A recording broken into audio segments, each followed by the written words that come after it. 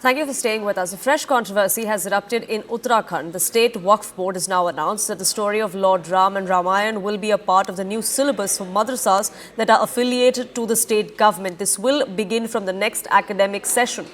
Out of the 117 madrasas under the board, the change will be made in 4 madrasas for now as a pilot project. It will be implemented across the state after the recruitment of more teachers. The decision is being slammed by Muslim groups and scholars. Several groups have claimed that the decision is forced. If Quran cannot be taught in regular schools, then Ramayan should not be taught in madrasas as well, is the argument they make. Several students from across madrasas in the state have also come out and protested against this decision. They say this is only going to increase their burden. Shri Ram का जो character है वो इमामों वाला character है। इमाम उसे कहते हैं जिसे आप फॉलो करते हैं, और मुझे लगता है कि कोई भी बाप अगर चाहेगा औलाद तो श्री राम जैसी चाहेगा कि जो उनके एक कौल के लिए, अपने वालिद के एक कौल के लिए जो राजपाट को लात मार दे और लात मार कर कहे मैं वनवास के लिए जा रहा हूं, अपने नबियों को, मोहम्मद साहब को पढ़ाएंगे, सहाबाओं को पढ़ाएंगे और श्री राम को भी पढ़ाएंगे। और मैं कह रहा हूं क्यों ना पढ़ाएं, सबको अपने अपने कल्चर पे। हम कौन हैं? हम अरब नहीं हैं, हम अफगान नहीं हैं, हम मुगल नहीं हैं, हम हिंदी हैं और हमारा डीएनए श्री राम से मिलता है। हम हिंदुस्तानी हैं। अभी नहीं पढ़ सकते हैं हम, हमारे ऊपर अभी बहुत पढ़ाई का बोझ है।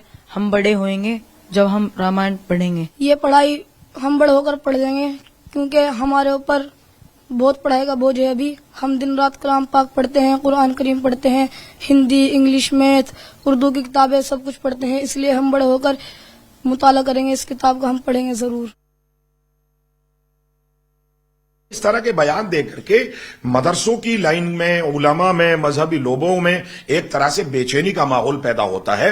मैं और तमाम उलमा और अहले मदारिस इस बात से इत्तिफाक नहीं करेंगे। हम रामायण को पढ़ेंगे, हमारे पास टाइम है, मगर सिलेबस में डाल करके हम इसको पढ़ाना बिल्कुल मंजूर नहीं करेंगे। चूंकि सिलेबस हमारा एक सिस्टम है, हमारे बड़ों ने तय किया है कि उसमें किस चीज की हमारी जिंदगी में जरूरत है। अखलाक को जरूरत है, तहजीब को जरूरत है, सकाफत और तमद्दुन को जरूरत है। हमें चाहिए कि हम लोग अपने सिलेबस के एतबार से, स्कूलों का एक सिलेबस है, सीबीएसई का एक सिलेबस है, आईसीएसई का एक सिलेबस है और हर बोर्ड का एक सिलेबस है, ऐसी मदरसों का भी एक सिलेबस है। तो मदरसों के सिलेबस में मदरसों की उनकी माइंड, उनकी सिस्टम, उनकी सिचुएशन देख करके एक सिलेबस तैयार किया गया। Bharti Siklani, my colleague, now joining us, getting us more details on this. Bharti, politically इसकी क्या controversy रही है या क्या reactions रहे हैं? कांग्रेस का क्या कहना है इस बात पर? कांग्रेस देखिए सीधे तौर पर ये बात कह रही है कि ऐसा हो ही नहीं सकता कि मदरसों में आप रामायण के चैप्टर्स को पढ़ाएं। इससे पहले मुस्लिम यूनिवर्सिटी को लेकर विवाद हुआ था और उस वक्त की अगर हम बात करें, कांग्रेस को वो काफी महंगा भी पड़ा था। लेकिन अब जब रामायण के चैप्टर्स को मदरसों में पढ़ाने की बात की जा रही है, हालांकि ये उन मदरसों में पढ़ाने की बात की जा रही है जो वक्फ बोर्ड में रजिस्टर्ड है।